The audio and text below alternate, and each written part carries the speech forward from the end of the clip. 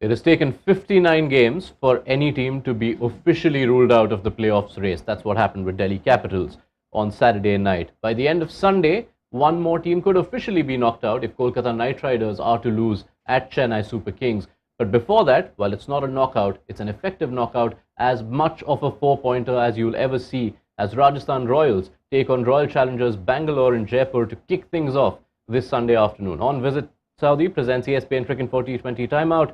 So good afternoon to Ian Bishop and Deep Dasgupta. Ian Bishop, well, it's been about 12-14 hours since we last saw each other. Got a good night's sleep? Don't remind me. Yeah. I was good last night, actually. I had a really good morning. I got to tick off my bucket list, meeting up with Ray Allen, the former NBA basketballer, two-time champion. Is he here in Mumbai? Yep, doing some NBA promotions in Mumbai, some coaching and stuff. So that's a dream come through for me.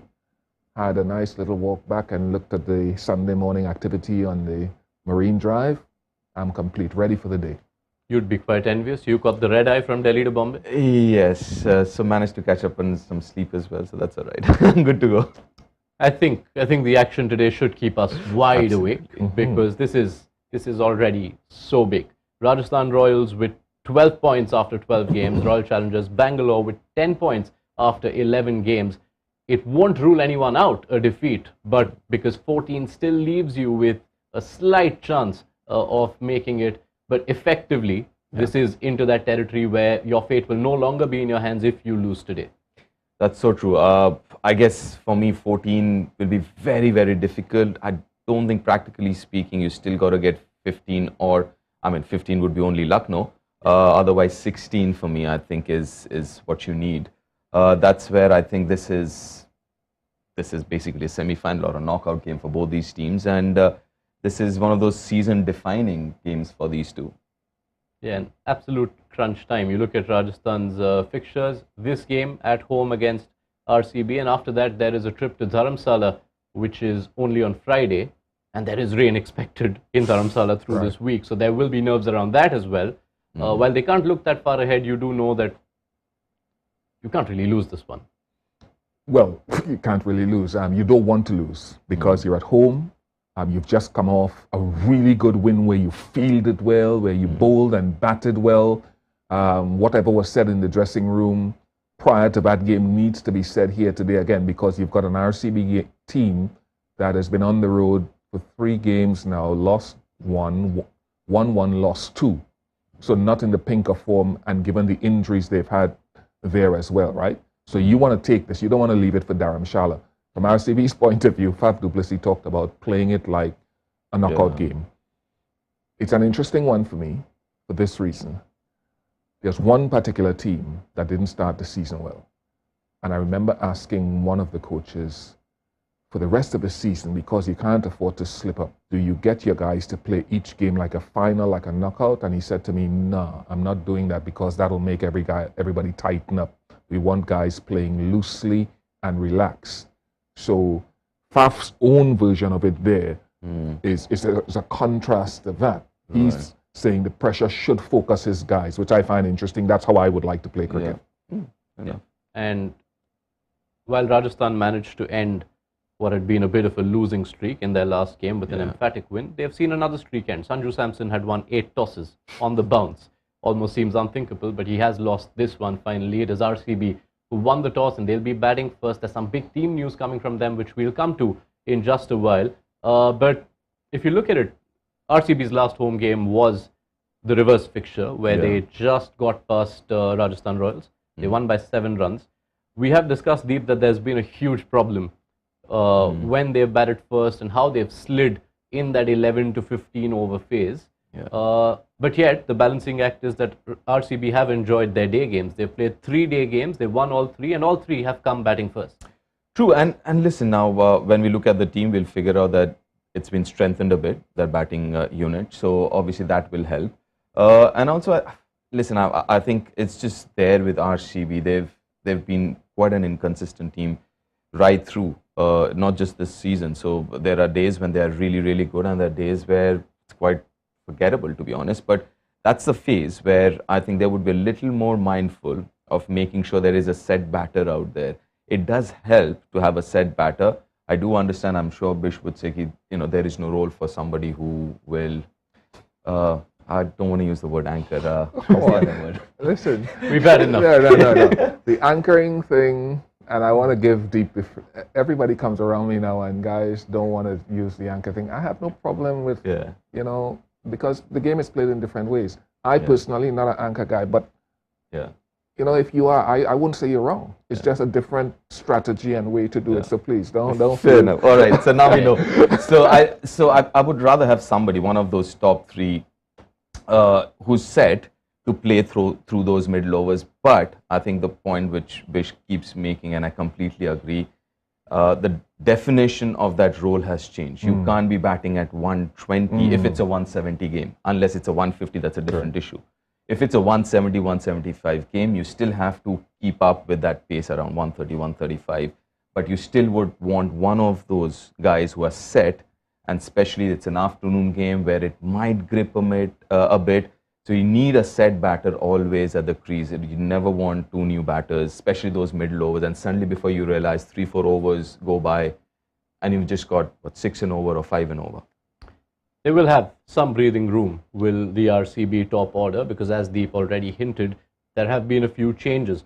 Forced hands, they have lost 2 of their overseas players. There's no Wanindu Hasaranga or Josh Hazlewood for this game, but what that means is Wayne Parnell replaces Hazlewood, and Michael Bracewell, who hasn't featured after the first 2 games of the season, he slots in for Hasaranga, does provide the off spin, but perhaps more vitally, provides them that batting cover through the middle order that struggled so much. Yeah, I mean, that obviously strengthens the batting for sure. Hasaranga would usually bat at 7, 8, more often than not at 8. But Michael Bracewell is a proper batter who can bat in the top order.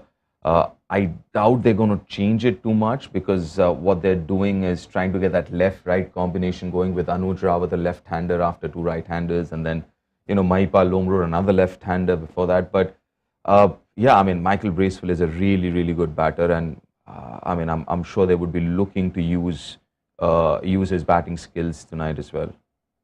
As much as you'd feel jilted by losing 2 overseas performers of the stature of a Hasaranga and a Hazlewood, you almost feel like that Bracewell move, given RCB's problems this season and the fact that Hasaranga too hasn't been firing at his usual standards, it almost makes this a more balanced looking side to an extent.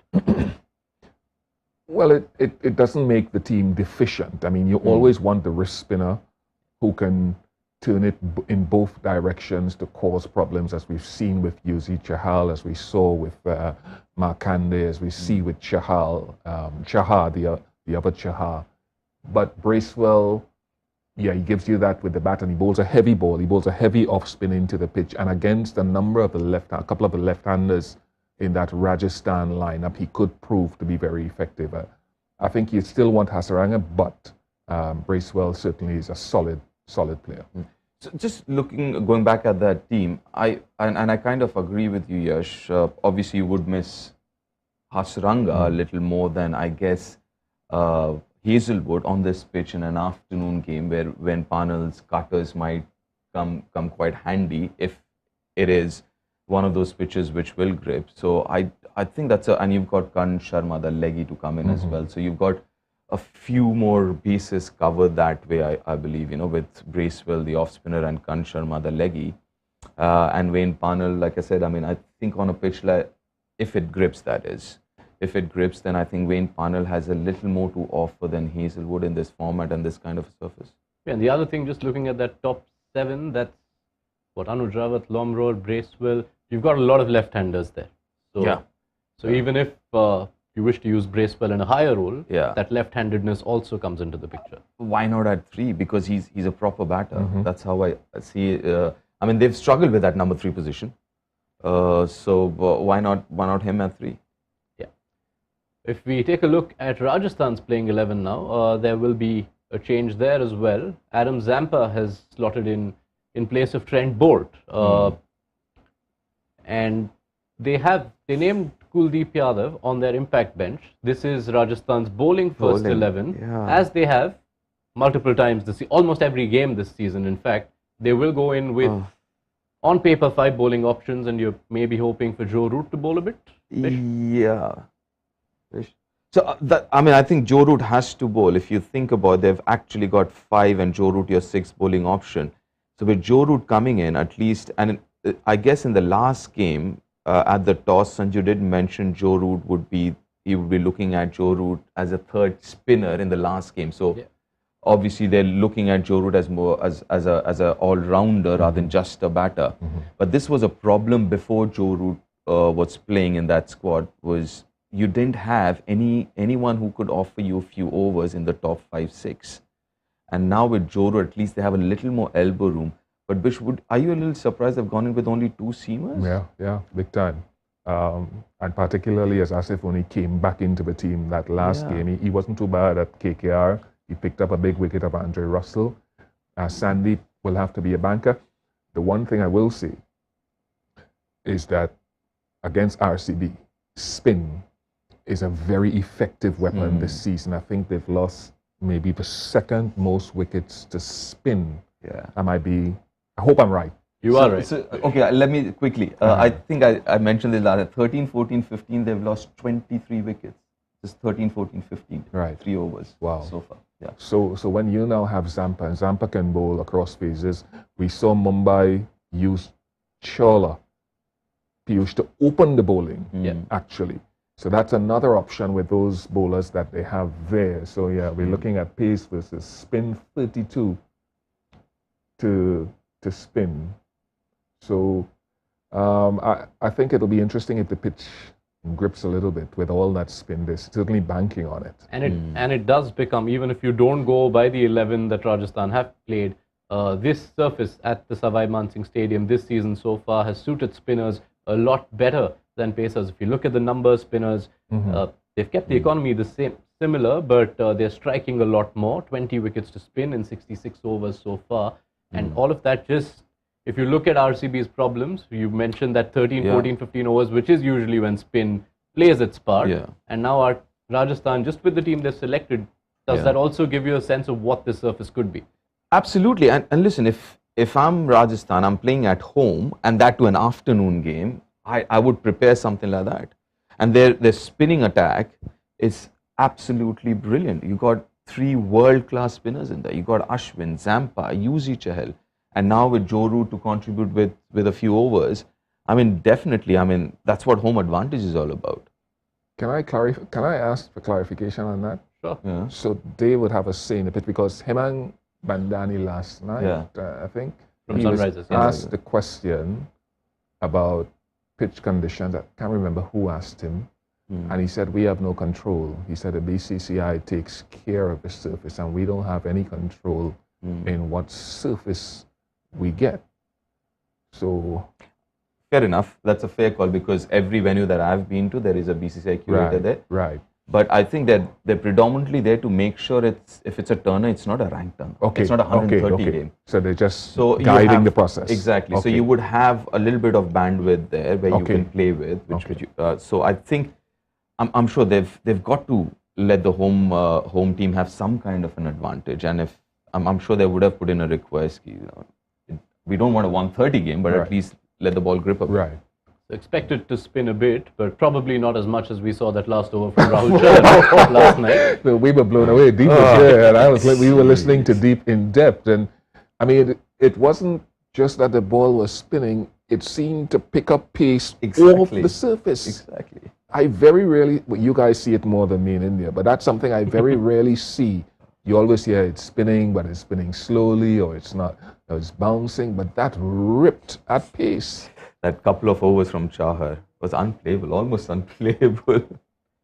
The other factor for Rajasthan Royals is that they haven't quite enjoyed their time at this venue. This was a late home venue for them. They started with 2 games in Guwahati, and after that, they played 4 matches so far at the SMS and lost 3 of them. And the scoring patterns, they too have been a bit confusing. You saw 150 defended actually quite comfortably in the end by Lucknow. Rajasthan themselves had a blowout in the game against Gujarat where they batted first, but you've also seen 200 plus scores. Is it tougher to predict that range of score given everything we're discussing right now? So I covered one of the games, the second one, and I had a chat with the curator, and the curator was, the first game, it was extremely hot and the heat in Jaipur is dry. So, I mean, so they kind of miscalculated the amount of moisture they needed to keep on the pitch. It was kind of dry the first game, so it was a low-scoring affair. But after that, it's been all right. It's been that 170, that range, 200 in one of the games. So I think it should be all right. But again, being an afternoon game and it's very hot in Jaipur and hot and dry, that would mean it shouldn't be as high as what we've seen in the last couple of games. Again, last game, leave aside the Rajasthan innings. I mean, that was a pretty disappointing one. If it were to be that much of a spinning surface, I'm curious to see how the RCB attack functions from a spin perspective. We do know that they have Michael Bracewell, who hasn't played much, but if you look overall on how their spinners have fared, Hasaranga being obviously the highlight, he's not fared too well. Karan Sharma himself got wickets in those initial games while Hasaranga wasn't around, but you just look at those economies, and I know that you have to factor in Chinnaswamy, but they've been away from Chinnaswamy for a while now, and even then you haven't seen their spinners strike as much fear in opposition batters as a lot of other spin attacks have. Yeah, I mean, that's true, but they've done all right. I mean, because the focus is so much on someone like Siraj picking up initial wickets, then Hazelwood, and earlier on it was Topley the first game, and then it was Willie after that. So I think the focus has predominantly been on seamers. I think if we can break that up into Chinnaswamy and away, as in home and away, I think they've done all right. I don't think they've done too badly there. The one thing that you sort of miss, if I were to split hairs, there is Karan Sharma has bowled reasonably well. He's picked up some important wickets along the line, so it's good to have him back. But there would have always been that fear fact, not fear is the wrong word, that sense of mystery that Hasaranga, even though he hasn't bowled those match-winning spells too often this season, that Chahal comes with, that leg spinner, that wrist spinner usually comes with. So that is dissipated a little bit, but I like to see Karan Sharma back into the attack. Maybe maybe the other reason is, if you look at the other teams, whether it's LSG or RR and all, as a spinning unit, they've won games. Yeah. So I don't think RCB as a spinning unit has won any game, as in or made a substantial contribution in a match-winning cause. So maybe that's the reason they're not looking as potent as some of the other spinning units. If I can just continue on that, I know Hasaranga doesn't feature today, and who knows if this combination works, you might not see him again this season, given the balance Bracewell brings in. Why do you think it hasn't worked as well for Hasaranga, given the kind of season he had last year? I have no idea. I mean, listen, it's not that he's struggling with form. He had a good series before he came over for the IPL. He's last year and a half, he's been doing well. I don't know. I mean, maybe Chinnaswamy, played a few games in Chinnaswamy. It's not an easy venue for any bowler, and especially a spinner. Maybe just starting the season from Chinnaswamy and your confidence can take a beating there. I would speculate, purely speculation, because I don't have the ball tracking. But Rashid, you remember when Rashid gave that interview the other day before the Mumbai game, he said, I'm bowling a lot of bad balls. We did a game, and one of the other things last night, and you guys touched on it often, and we did it the game before, the spinners suddenly started bowling fuller rather than shorter. In previous games, they were getting hit square because they were too short. And I thought Hasaranga that is, sorry. I thought he bowled better in his first couple of overs last game because he bowled fuller. He wasn't afraid to get the ball up there. He got Ishan Kishan and someone else in his first over. So I think this season, I find early on he was bowling short. It was like he was afraid to fly the ball because he was afraid to get hit out of the ground. And so he lost some of that potency, even though he gets the ball to skid. I just felt he could be a little fuller, and he started getting a little bit of it last game. So this could be a good venue for him to bowl fuller because the square boundaries are kind of longish. It's a big venue, this one. Oh, it would have been. Unfortunately, we won't get to see that. Yeah, it would have been. Hasaranga doesn't feature. I tell you what I'm worried about. Yeah. I'm worried about two things. Josh Hazelwood is picking up a lot of injuries in the last wee while, not just in the IPL, but he's missing test matches and stuff.